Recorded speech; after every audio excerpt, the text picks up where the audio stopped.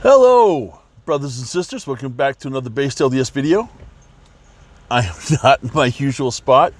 It has been a long week, been a long weekend, and now it's going to be a long week. I have double shifts every day this week. I work at the school, and then I go straight to the second job. And if I want to do a video, they're going to be car videos this week. So congratulations, you poor people. You get to see the inside of my car. There is so much that I have wanted to talk about since we last spoke. I wanted to do the Tim Ballard thing and church PR, mostly church PR, but that's definitely on the back burner, right? Isn't this just what a week? Here we are. We have had a speaker removed from his office in the House of Representatives for the first time in American history. It did happen once before, but he actually removed himself for I believe health purposes, if I'm right, in 1910. But this first one was done by vote, and I have thoughts on that. And then the war in Israel. We're used to seeing and hearing about rocket firings and things. But what took place on Saturday, Sunday, and I don't know what's going on today because I'm in class. Wow. That's the stuff of nightmares. That's the stuff of nightmares. And I'm heartbroken. I'm heartbroken for what happened to Israel. I'm heartbroken for what's going to happen to innocent Arabs who are going to be caught in the crossfire between militant Hamas and the Israeli Defense Forces. And I'm heartbroken for innocent Israelis. I have seen videos of some of what's gone on, and it is heartbreaking. That's the only way to put it. It is heartbreaking.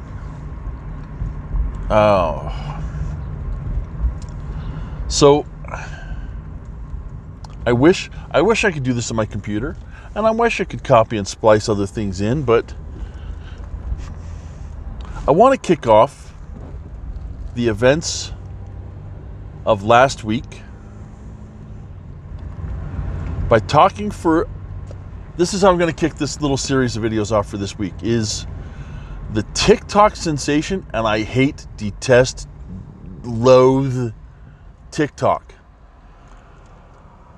But TikTok has finally given me one thing that I'm like, and there we go. Not bad. And it is the ask your man if he thinks about Rome. And there's this trend that started a few months ago, but it's really picked up.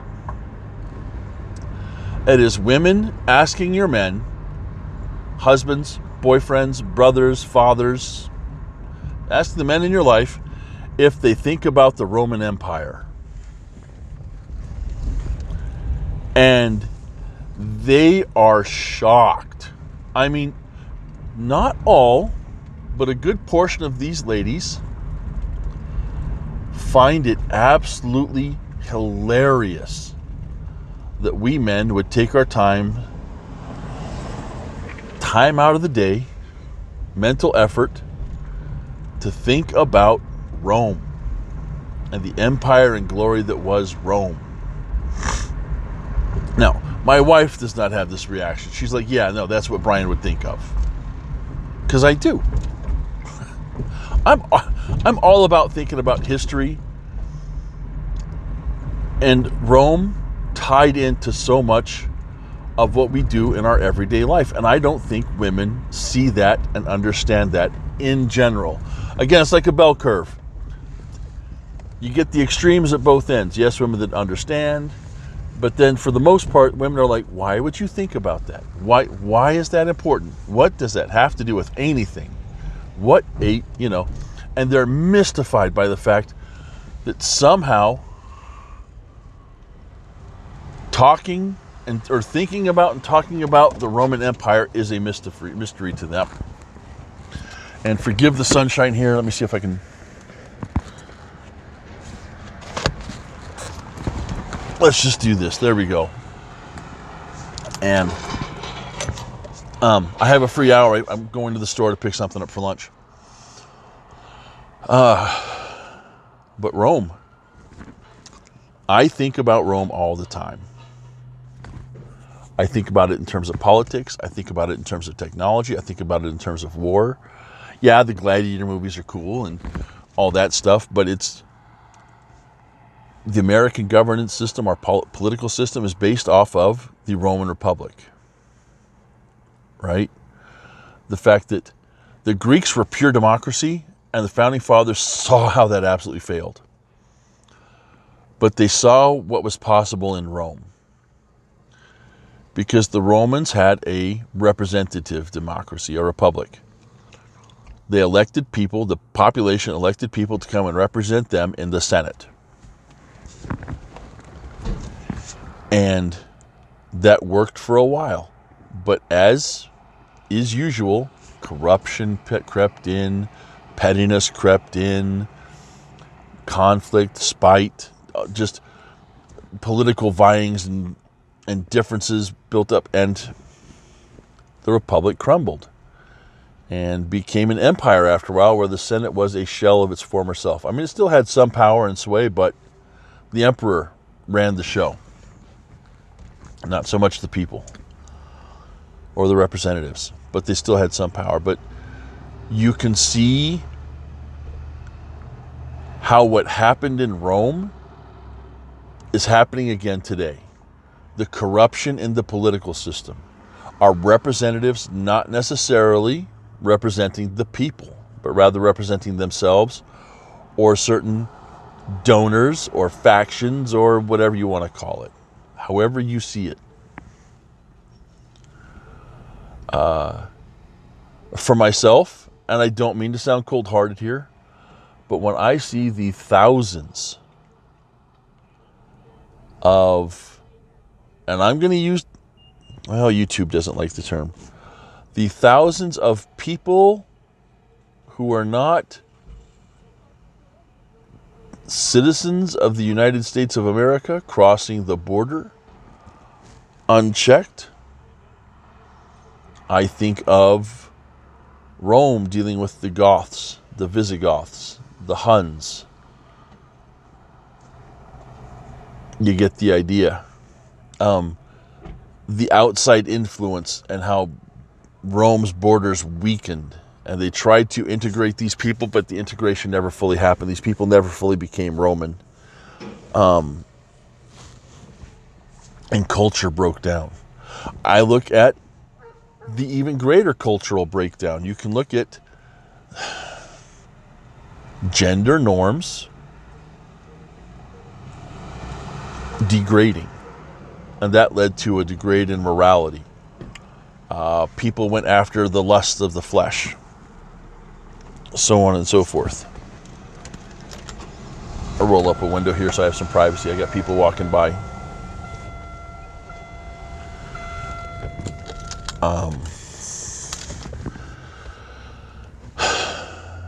I think about Rome a lot. Now, I'm a seminary teacher. We're in New Testament. I'm in young men's. So every other week I have to do a young men's lesson, New Testament. I think about Rome a lot there.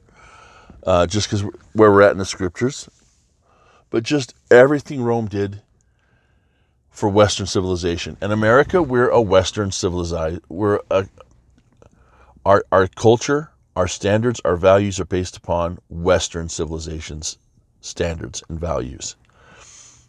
I do on occasion think of China or certain, like the Zulus around the Shimashaka Zulu, the Qin dynasty in China, Genghis and the Mongol hordes, but for the most part, it's really, for me, the Greeks and the Romans. Then the English, maybe. You get the idea. But as guys, we think about these things. And I can understand why women kind of think it's funny, because they might look and say, and again, generally speaking, right? So some of you ladies out there are like, no, yeah, sure, I see it. But when you watch a lot of these TikTok videos, the women burst out laughing. And there's a clip, I wanted to show you The View talking about this. They thought this was lunacy. They're like, what a waste of time. No wonder men are, they don't see it. Now, I'm going to tell you why I'm bringing this up after mentioning McCarthy being ousted and the invasion into Israel. Because a lot of these guys, when the women are like, why would you think about that? One guy's response is, well, bread and circuses. The government understood that the people had the power, and that if they just gave them bread to fill their bellies, a little bit of wine, and sports competitions, they'd be distracted by all the bad things going on. They wouldn't be paying attention to what's actually happening in their government and in the world around them. Another guy brought up the technological marvels. Concrete that was setting underwater, the aqueducts, roads. People have created roads, but the Romans really went about creating great roads and systems.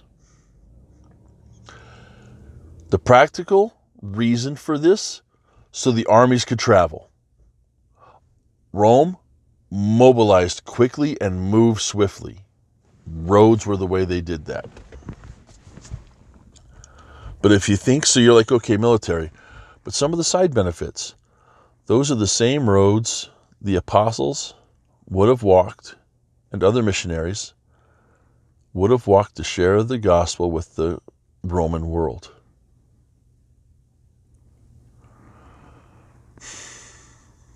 Built for the army, but God turned that to a blessing for the world.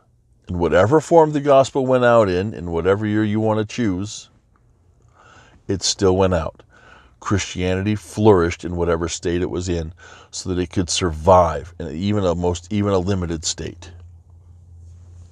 We should be grateful for Rome, for roads, for aqueducts, for clean water and sewage. We should be grateful for law, the codification of law, and the attempt at equal application of the law for all.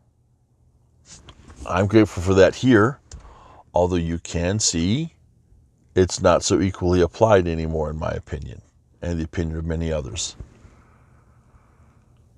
Rome is important. There was a TikTok video, again, under the label of Rome, but they didn't talk about Rome. And this is a woman's account. And it says, me and my man walking through the mall, or something like that. That's a caption at the beginning, at the start. And the man's walking down the hall, and he sees, I see an exit and egress door there to my left. No blockages, nothing to stop me from going through. I see an exit 30 yards down on the right. There are two shady characters between me and that person off to the left. I will. And he's looking at the world in terms of what's going to harm me and the person I love. And then they cut to her. So he's doing all this, right? And it's like, okay, all right. And then the woman's like, making my way in the world today. Da, da, da, da, da, da, da. And she's just doing her thing, just living life. Because she knows she's got a man there who's going to take care of her and protect her. And people laughed at that. Tim Pool and some others brought that up as an example of this is the difference between men and women. And I'm okay with those differences. I'm not knocking women. Because my wife knows. We don't really go to movies anymore, but when we used to go to movie theaters, we would sit down, and I would say, all right, we're here. There's an exit door there, and this is where we came in at. There's 4 ways out of this theater if something should happen. And my wife knew, if it was one person that came in from this side, we were going to do, and I'm like, you will listen to me, and we'll get down and we'll do exactly what, and she knows that when we're out, I'm looking for danger. I'm looking for trouble so that I can avoid it. Not that I'm going to take it on, but I'm going to avoid it. And that's lost in our culture today. You're seeing these people who are forgetting the lessons of the past. And they don't see or recognize danger because they're civilized. They're tamed. Men aren't meant to be tamed. We're not supposed to be feminized. We're men. We provide, we protect.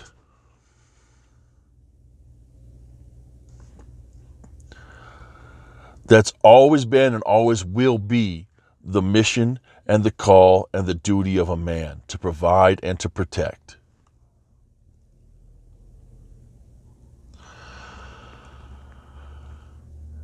And there's been a story lately, several stories out in the news, of prominent activist leftists in their community being killed by forgetting that the world is dangerous. And the Romans understood the world was dangerous.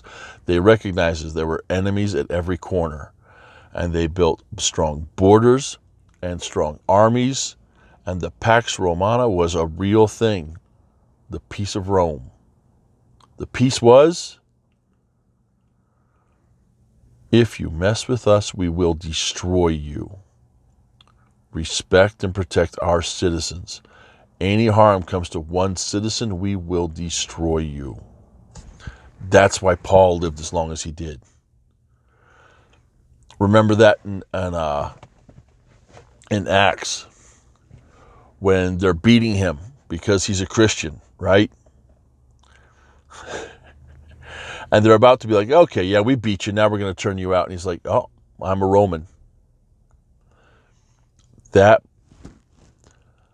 The declaration that he was a Roman citizen as well as a Jew, but that Roman citizen part put the fear of God in the leadership. Now, Paul requested a trial by Caesar, and that scared the Jews to death. And that started the beginning of many years of trial and imprisonment for Paul. That's how we get so many of Paul's letters, written from prison, written from detainment, as he traveled to various spots throughout the Middle East and the Mediterranean until he got to Rome. And then was eventually, I believe, beheaded, if I remember right, according to tradition. There was a time we were respected as a nation. When Teddy Roosevelt said, walk softly, carry a big stick. That was a lesson learned from Rome. Men remember history because we learn what to appreciate from it.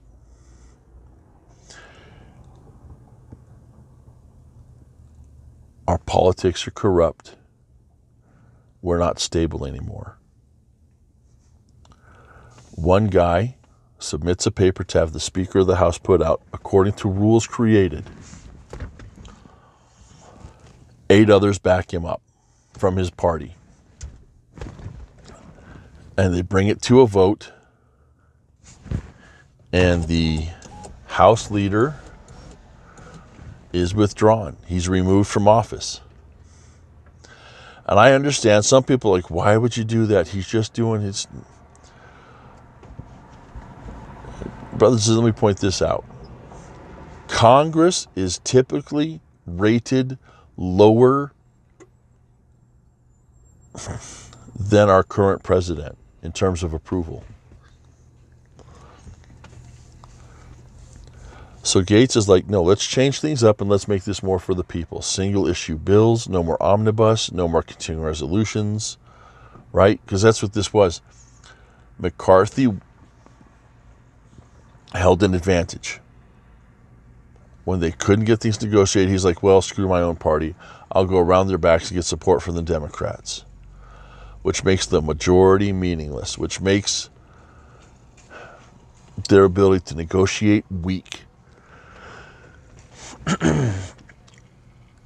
And rather than saying, finally, things are changing in Congress, let's see what happens, people are like, how dare you change the system? How dare you? And I'm like, come on.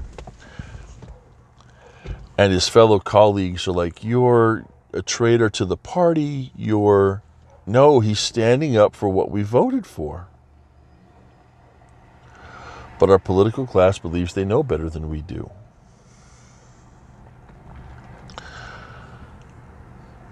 In America, at present, I do not fear some barbarian horde invading my town, coming into my home, cutting off my head, and doing things to my wife and child. I do not worry about that. Israel forgot that lesson. And this is a lesson they should have remembered. And I understand, like, they had just finished, the Atonement, celebrating the Feast for the Atonement. And they were doing, Rosh Hashanah just finished, Yom Kippur. And it was a Sabbath day. But I watched the video of these people at this festival as Hamas on paragliders just coasted in, killed people. They took hostages. Dead bodies paraded around the streets for everyone to spit on, to mock. The torture, the death, the destruction.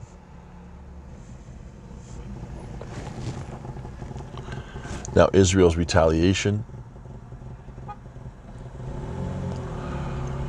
This is what we lose when we lose respect for our borders, for our sovereignty. We can look at history and see how Rome lost that, among others. But Rome lasted 1,000 years.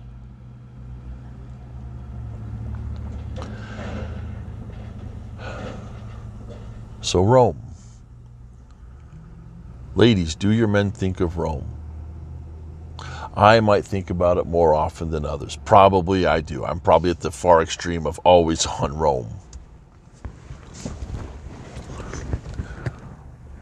But you weigh events of today against the past to see where you're at and what you need to do as a man to protect, to provide for your family. And that's where I'm at with this. That's how I look at it. Maybe some people don't. Maybe your men only think of Rome once a month and it's whenever they see something, just something springs to mind. Excuse me. I went to bed at 2. I was up at 4:30. I thought I'd make a video this morning, and here I am doing it on my phone instead.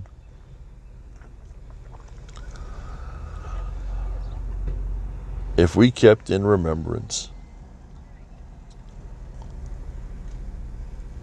the sins of the past, we wouldn't be so doomed to repeat them again today and tomorrow. That's the sacrament prayers, to always remember Christ. And see, that's the thing. It only gets me so far to remember Rome. What really matters is to remember Christ, to think on him and who he was. But we're all supposed to learn history, science, math, literature. You get the idea. So that we can see greater depth in this world.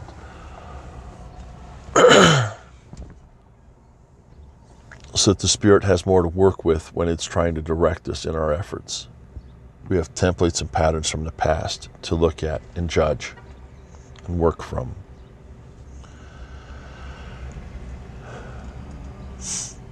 In Ephesians chapter 6, we're prompted to put on the whole armor of God.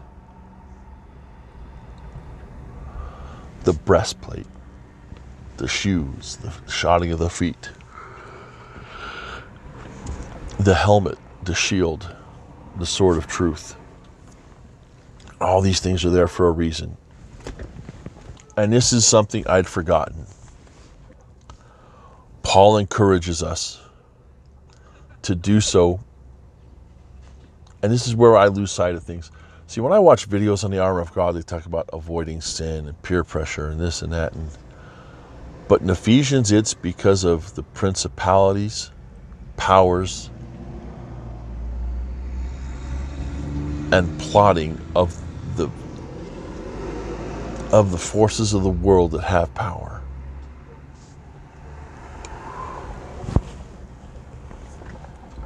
And Paul says that we are to stand. And I'll get more into this in a little bit in another video tomorrow or the day after. But we're to stand against these forces. We're to stand against the corruption in our governments. We're to vote wisely. We're to participate in our civic duties wisely, actively, and encourage others so to do. We're to protect our nations and our homes and our communities and our families. Right? That's how we stand. Men, put on the armor. Men, stand against the world. Protect your family. Keep it healthy.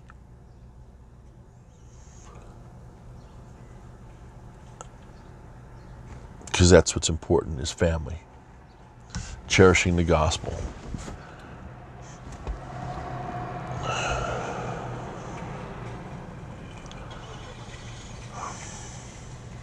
I am heartbroken by what's going on. I'm troubled. Troy Abels at Last Dispensation, if you're not watching him, has done a great job of following up on current events in Israel. Maui before that. Watcher Palmer's had some good things to say. Keep your head up. Stay alert. Stay aware. Let your hearts be full of the love of God. Remember the lessons of the past. Apply them frequently and correctly in your life to make change, to grow, to repent, and exercise your faith. And hold the sword of truth out in front and cut anything down that would be false, untrue, or wrong, or evil.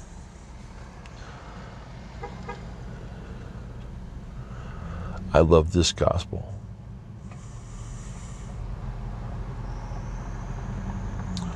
All my heart, I love this gospel.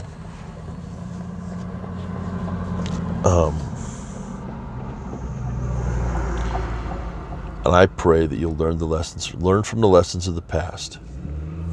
Apply those lessons with faith in Christ and as being prompted by the Spirit, and move forward in faith today to avoid the pitfalls that await by wearing the armor of God. You'll be able to withstand adversity, doubt, famine, so much. Anyway, brothers and sisters, that's it for today. That's it for this video. I hope this wasn't too big a ramble. I'm sorry I couldn't share some of the TikTok clips with you, because again, if I'm going to do a video, this is it. I'll be uploading this later tonight, like probably around 9:30 or 10. And I'll set it for a Tuesday morning upload. So I'll download it every night and set it for the next day to upload to YouTube and Rumble.